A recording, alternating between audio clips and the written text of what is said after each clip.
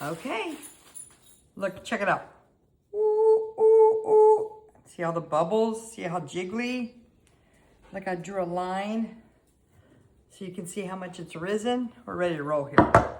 And so some people let it just flop out. I don't. I read somewhere that you don't want the gluten strands to like break. It probably doesn't matter, but you know what? Why risk it? So I always loosen it and then let it gently fall out. Gently. Beautiful. Can y'all see all these bubbles? That is a good sign. Remember I said it was too low, so we're cutting it in half. Doesn't have to be perfect. There we go. We're gonna bring it to the middle.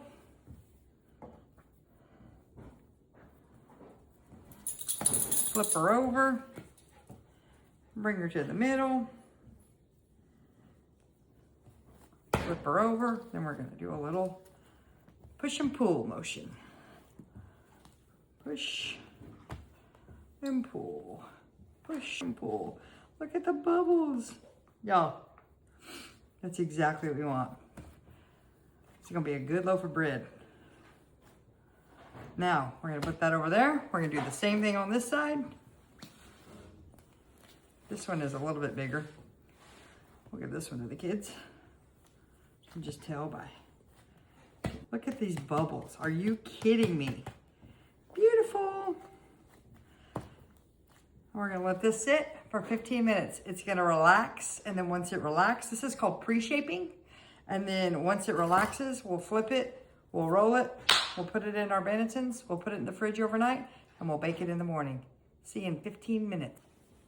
Okay, it's been 15 minutes. Get rid of that. We are going to, let's do this one first. We're just gonna flip it like that. Kind of stretch it out a little bit. You're not gonna hurt it. This is called the final shaping, but you also don't want to like destroy it either. So I just kind of do like that. It's probably a 8 by 6-ish. And everybody does it different. I fold it that way in half. I fold the other half over, and then I just start rolling up. And I roll it up tight, tight, tight, tight, tight. We want to smash all those bubbles because the bubbles will be the big holes in the crumb. Which you want crumb, don't get me wrong, but you don't want big massive ones. If you don't get those bubbles out, then. And we want to get this as tight as we can get it. I like to get it really tight. I just keep on twisting it, kinda. I'm gonna slap all those bubbles down. There's a lot tonight. Hold on, I'm gonna get,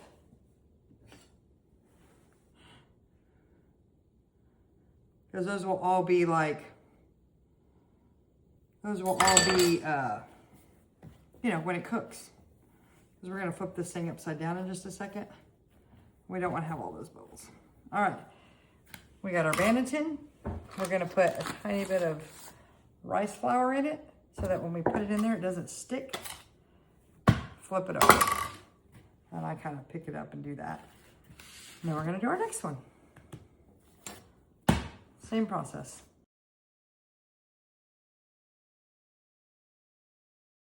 Now, I'm gonna let this, look what it does. See when it flips, see how it relaxes and it starts coming open?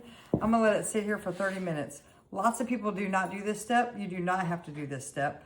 They'll just pinch that together and they'll put it in the fridge. I like to do this step because I like it to relax. And then I'm gonna go ahead and pinch it to get it started so it knows where I want it to go. See how I'm just kind of like stitching it up like I'm sewing? So this knows where I want it to go, but it's gonna relax because it wants to spread, and that's fine. And then in 30 minutes when I come back, it'll be completely spread. And so then when I stitch it again, it will not open back up. This one, I think, because it's smaller, didn't do as much. No. Okay, this one's already opening back up. So we're going to let it do that because it wants to spread because it's bigger. All right, I'm going to cover it. I'm going to set my timer for 30 more minutes. See you in 30 minutes. We'll wrap this thing up tonight. All right, 30 minutes is up. Let's take a look at the one that spread a ton. So see how it spread and it kind of stayed, like we said? So now watch this. Stitch, stitch, stitch, stitch, stitch.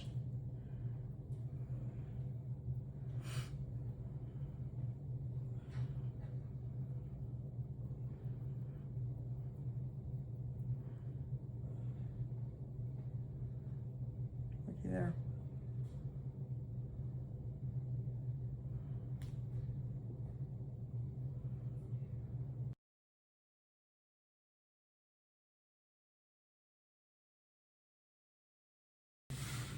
Look, it stayed closed. Now, we're gonna put a tiny bit of rice flour on the top so that our plastic cover doesn't stick. We're gonna cover them back up. These are going straight into the refrigerator overnight. And then tomorrow, we bake. See you tomorrow.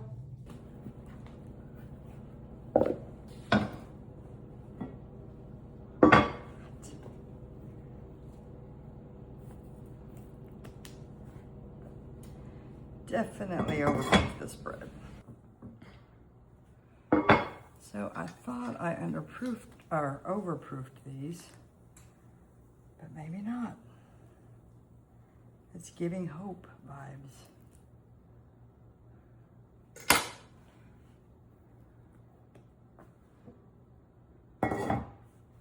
I always score mine at 7 minutes because I feel like it gives better oven spring. Again, not a lot of people do that, but you know, works for me. Okay. Maybe I didn't overproof it. I guess that shows how far you can push it. 'Cause that looks really good. 1. Red velvet cookies if you need them. 2. Look how pretty. And there you have it, folks. Plain sourdough loaf. You can see this one's way bigger than this one, but looks delicious and clearly not overproofed. Unless we cut in the middle and it looks terrible. So thanks for following along. I'll see you next time. Bye.